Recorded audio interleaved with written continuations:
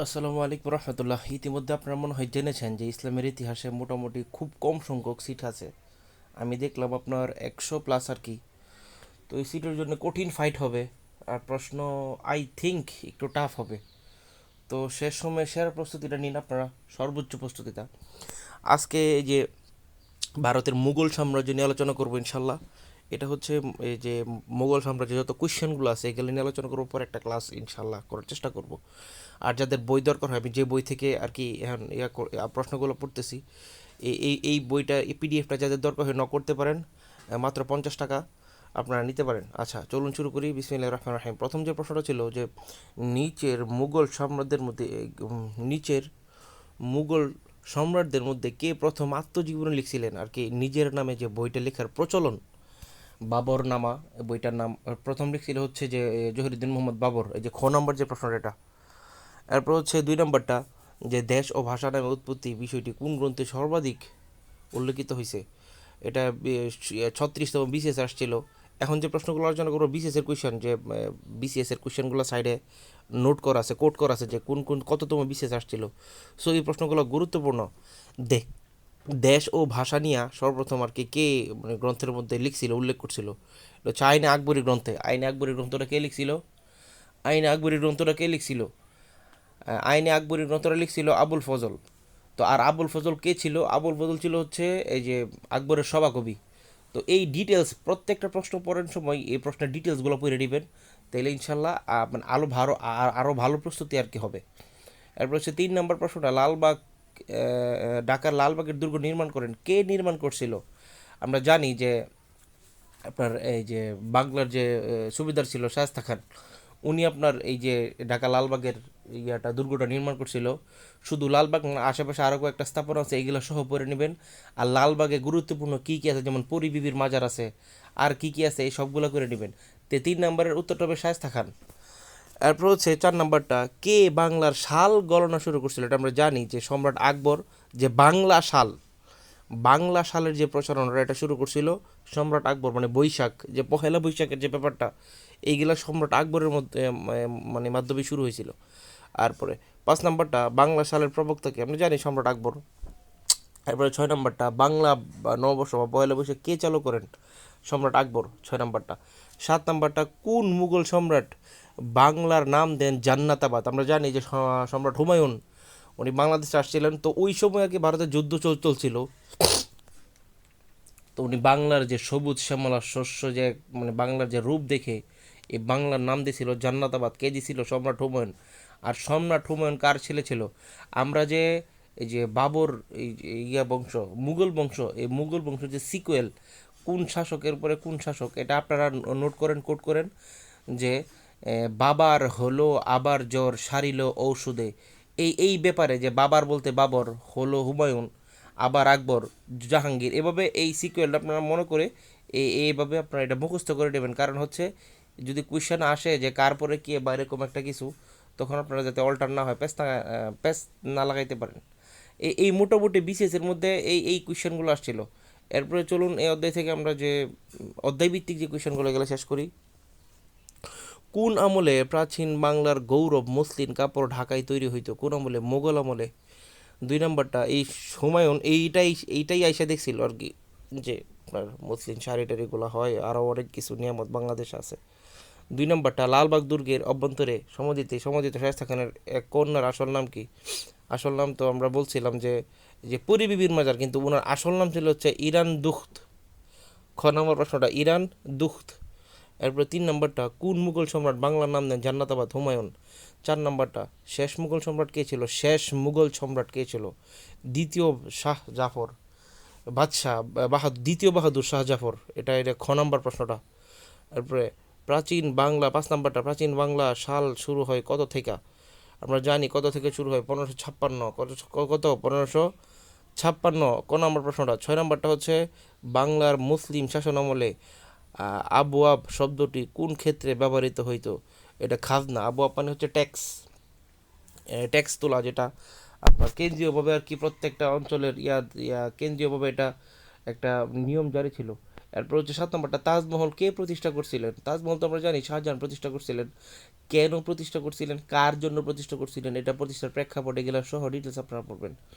8 নম্বরটা এই ডিটেলসগুলো আমার এই বইয়ের মধ্যে, এই বইটা যে বইটা থেকে আপনারা কোয়েশ্চেন করতেছে এই বইয়ের পিডিএফে সুন্দরভাবে আছে।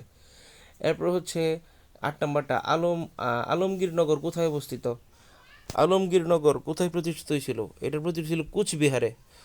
9 নম্বরটা টুডরমল কে ছিল? আমরা জানি আকবরের অর্থমন্ত্রী ছিল টুডরমল। এটা খ নম্বর প্রশ্ন, আকবরের অর্থমন্ত্রী। তো এই আপনার আকবরের যে একটা ধর্ম আর কি করছিল, প্রতিষ্ঠা করছিল, এই ধর্মের নাম ছিল দ্বীন-ই ইলাহি। তো এই ধর্মের আপনার কিছু সংখ্যক আর কি সমর্থক ছিল, 18 জনের মতো, এর মধ্যে একজন হচ্ছে এই টুডরমল। 10 নম্বরটা জিজিয়া কি ছিল? জিজিয়া হচ্ছে একটা আর কি কর ছিল আর কি, এটা যারা অমুসলিম ছিল এদের উপর এটা ধার্য ছিল। এটা ঘ নম্বর হবে অমুসলিমদের উপর ধার্য সামরিক কর। আর 11 নম্বরটা মুঘল সম্রাটদের মধ্যে আত্মজীবনী রচনা করছিল, মানে প্রথম আত্মজীবনী রচনা করছিলেন সম্রাট বাবর, কিন্তু পরবর্তীতে প্রত্যেকেরই এই যে শাহজাহান নামা, আকবরের ছিল আইন আকবর, এরকম প্রত্যেকেরই মোটামুটি এই আত্মজীবনীমূলক বই ছিল। 12 নম্বরটা শাহজাহানের কনিষ্ঠ পুত্র কে ছিল? মুরাদ। 13 নম্বরটা কোন সনে সম্রাট আকবর বাংলার শাসনভার গ্রহণ করেন? গ নম্বরটা হচ্ছে 1556। 13 নম্বর প্রশ্নের গ 1556। এই 1556 থেকেই বাংলা সাল গণনা শুরু করছিল, যে আকবর যত সন থেকে আর কি বাংলার শাসনভার গ্রহণ করছিল। 14 নম্বরটাতে কিছুক্ষণ আগে আলোচনা করলাম দ্বীন-ই-ইলাহি গ্রন্থের প্রবক্তা কি? সম্রাট আকবর। ময়ূর সিংহাসনের নির্মাতা, এটা ছিল তৎকালীন ভারতের মানে মূল্যবান কিছু সম্পদের একটা সম্পদ, যেটার মধ্যে কোহিনূর খচিত ছিল অনেক, হীরা জহরত দিয়া এই ময়ূর সিংহাসনটা বানাইছিল এই শাহজাহান। পরবর্তীতে এটা চুরি হয় আর কি। আচ্ছা, 16 নম্বরটা দ্বিতীয় বাহাদুর শাহকে নির্বাসিত করা হয় আর কি, কোথায় নির্বাসিত করা হয়েছিল? এটা তো রেঙ্গুনে। 17 নম্বর প্রশ্ন, সম্রাট শাহজাহান মুঘল বংশের কততম শাসক? এই যে কিছুক্ষণ আগে বলছিলাম যে সিকুয়েলটা, বাবার হলো আবার জ্বর সারিল, সারিল মানে শাহজাহান, তাহলে পঞ্চমতম। কে বাদশাহ আলমগীরের ভাই ছিল? বাদশাহ আলমগীরের ভাই কে ছিল? শের শাহ। শের শাহ কে ছিল বাদশাহ আলমগীরের ভাই? এই যে বুলবুলে হিন্দ কাকে বলা হইতো? তানসেনকে বুলবুল হিন্দ বলা হইতো। আর তানসেন কে ছিল? ওনার ওনার শাসনের প্রেক্ষাপট এটা আপনারা পড়ে নেবেন। এরপরে 20 নম্বরটা যে বিদেশি রাজা ভারতের কোহিনূর মণিপুর ময়ূর সিংহাসন লুট করেন, এটা কে? নাদির শাহ। 20 নম্বর কোয়েশ্চনটা গুরুত্বপূর্ণ, নাদির শাহ ময়ূর সিংহাসনটার কে প্রথম চুরি করছিল? এরপরে 21 নম্বরটা শাহজাহানের কন্যা জাহান আরা কোন ভ্রাতাকে সমর্থন করছিল? দ্বারা। টুডরমল নাম কোন সংস্কারের সাথে জড়িত? টুডরমল রাজস্ব, কারণ উনি অর্থমন্ত্রী ছিল। এরপরে 25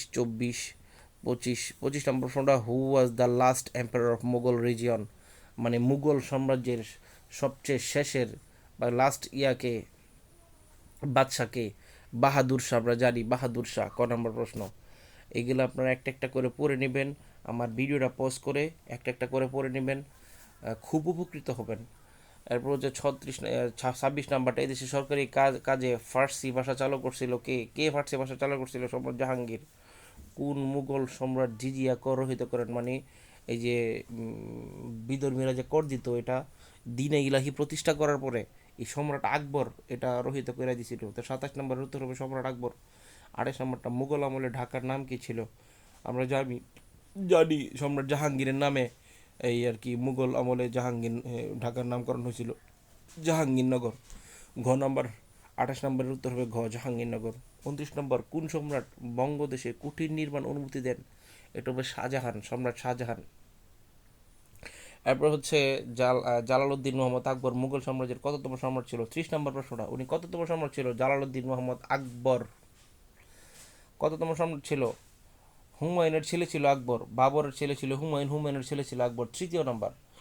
এরপর হচ্ছে পাট্রা ও কবুলিয়াত, এটা কি ছিল? পাট্রা কবুলিয়াত, এটা এটা এই পাট্রা ও কবুলিয়ত এই জিনিসটা কি ছিল? এটা হচ্ছে আপনাদের প্রশ্ন, আমাকে কমেন্ট বক্সে জানাবেন, অবশ্যই জানাবেন। যারা গুরুত্ব দিয়ে ভিডিওটা দেখতেছেন আর প্রশ্নগুলো আর কি সলভ করার চেষ্টা করতেছেন, তাদেরকে বলতেছি, সবাইকে না। অবশ্যই কবুলিয়াত ও পাট্রা দুইটা কি ছিল, এই দুইটা কিসের সাথে সম্পর্কিত ছিল, আর দুইটা কি ছিল আবার বলবেন। এটার প্রবক্তা ছিল শেরশাহ। 31 নম্বর প্রশ্ন। 32 নম্বরটা হচ্ছে লণ্ঠন প্রিয় বর্গী বলা হইতো কাদের? বর্গী বর্গী বর্গী হচ্ছে মারাঠা সাম্রাজ্যের সেনাদের বলা হয়তো বর্গী।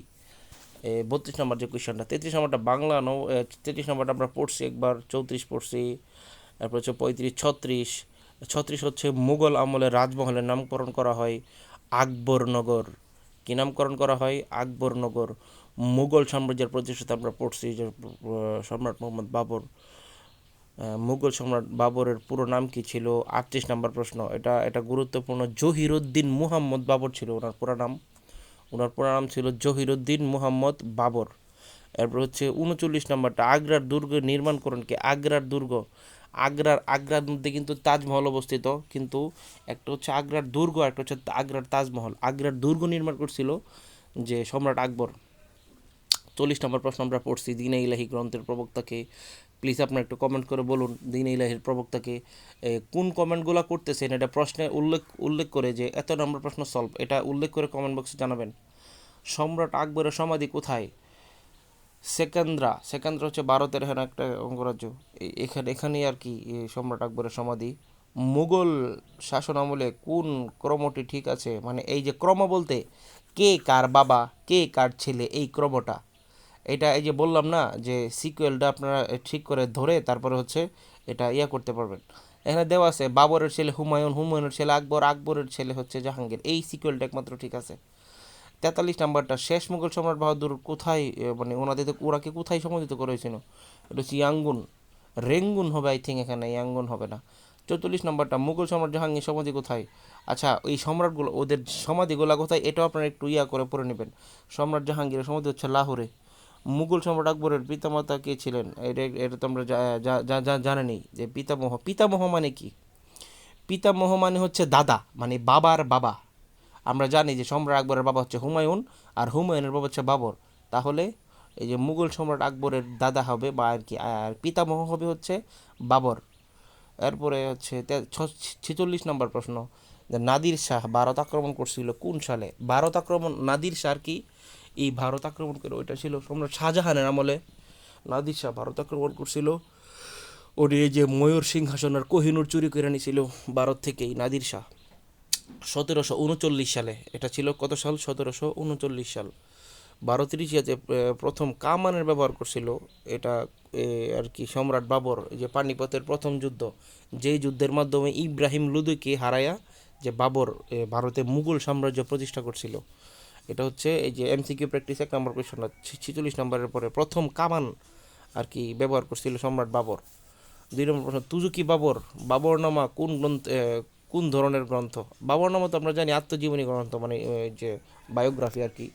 এই সম্রাট এদের তারা তাদের জীবদ্দশায় কী করছে, যে তারা কি কি করছে এবং মানে কোথায় কোথায় সাম্রাজ্য বিস্তার করছে, এই ব্যাপারগুলা।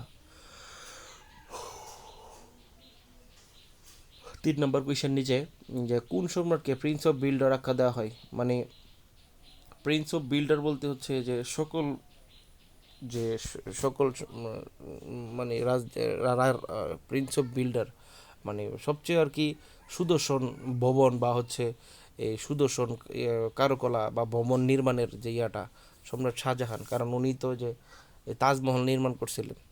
এরপরে এইগুলা আর কি। মুঘল শব্দের অর্থ কি? 5 নম্বরটা, মুঘল শব্দের অর্থ হচ্ছে নির্বাক, নির্ভয়, নির্বাক বা নির্ভয়। এই যে 6 নম্বর কোয়েশ্চেনটা, পানিপথের তৃতীয় যুদ্ধ সংঘটিত হয়েছিল কবে? আমরা জানি পানিপথে 2টা যুদ্ধ সংঘটিত হয়েছিল। একটা হচ্ছে বাবর আর ইয়ার মধ্যে, মানে ইব্রাহিমের মধ্যে। 2 নম্বরটা কাদের কাদের, আকবর আর কার মধ্যে জানি হয়েছিল। 3 নম্বরটা হয়েছিল যে কার মধ্যে, কোথায় হয়েছিল? 3 নম্বরটা হয়েছিল 1761 সালে। বাবরের পূর্বপুরুষ কে ছিল? বাবরের পূর্বপুরুষ মাতার দিক দিয়ে ছিল একজন, আর পুত্রের দিক দিয়ে বাবরের দিক দিয়ে ছিল একজন। মানে বাবর ছিল তৈমুল্লং, আর মাতার দিক দিয়ে ছিল আই থিঙ্ক মুঙ্গলরা ছিল বাবরের ওয়াইফের দিক দিয়া এই যে ইয়ার বংশধর। আর এমনি বাবরের বংশ হচ্ছে তৈমুল্লঙ্গের বংশধর ছিল বাবরের। 8 নম্বর প্রশ্ন, যে মুঘল সম্রাট দ্বিতীয় বাহাদুর শাহ জাফর কোথায় নির্বাসিত হয়েছিল? রেঙ্গুন। পানিপথের প্রথম যে বিরোধী কে ছিল? 9 নম্বরটা হবে ইব্রাহিম লোদি। 10 নম্বর প্রশ্নটা, কোন যুদ্ধের মাধ্যমে দিল্লির সালতানাতের চির অবসান হয়? দিল্লির সালতানাত এই যে ইব্রাহিম লোদিকে হারায়া প্রথম দিল্লির সালতানাত মোটামুটি 320 বছরের মতো এরা এই সালতানাতে ছিল। দিল্লি সালতানাতে পাঁচটি বংশ আর কি রাজত্ব করছিল। আর এই দিল্লি সালতানাত আর শুরু হয়েছিল যে কুতুবুদ্দিন আইবেকের মাধ্যমে, যে সালতানাত যে বংশ, কত সালে, 1206 সালে আই থিঙ্ক। আর এটা শেষ হয়েছিল ইব্রাহিম লোদি কে হারিয়ে পানিপথের প্রথম যুদ্ধের মাধ্যমে, যে 1500 কত সালে, বলুন পানিপথের প্রথম যুদ্ধ হয়েছিল কত সালে, এটা আপনারা কমেন্ট বক্সে জানাবেন প্রশ্ন উল্লেখ করে। আচ্ছা, এরপরে তাহলে 10 নম্বরের উত্তর হবে যে পানিপথের প্রথম যুদ্ধ। 11 নম্বরটা, সম্রাট হুমায়ুন কীভাবে সিংহাসন অধিষ্ঠিত করেন? সম্রাট হুমায়ুন কীভাবে উত্তরাধিকার সূত্রে, যে বাবর মারা যাওয়ার পরে এই সিংহাসনের আর কি রাজ্যের ভার এসে পড়ে সম্রাট হুমায়ুনের উপরে। আচ্ছা, ঘ নম্বর প্রশ্ন, হুমায়ুন পারস্যে কত বছর প্রবাস জীবন কাটান? 15 বছর। হুমায়ুনের মৃত্যু হয় কীভাবে? হুমায়ুনের মৃত্যু হচ্ছে গ্রন্থাগারের সিঁড়ি থেকে পড়ে। 13 নম্বর প্রশ্ন, অ্যাক্সিডেন্ট হয়েছিল আর কি। 14 নম্বরটা, দিল্লিতে বিশ্বাসীদের মৃত্যুর আশ্রম নির্মাণ করেন, দিল্লিতে বিশ্বাসীদের মৃত্যু আশ্রম নির্মাণ করেন কে? হুমায়ুন। এরপর হচ্ছে 15 নম্বর প্রশ্ন, মুঘল শাসনের ধারাবাহিকতায় সমাধি ইতিটা আনেন কে? এটা সম্রাট শেরশাহ। সম্রাট শেরশাহ। 16 নম্বর, শেরশাহ পিতৃগৃহ ত্যাগ করেন কোথায় যান?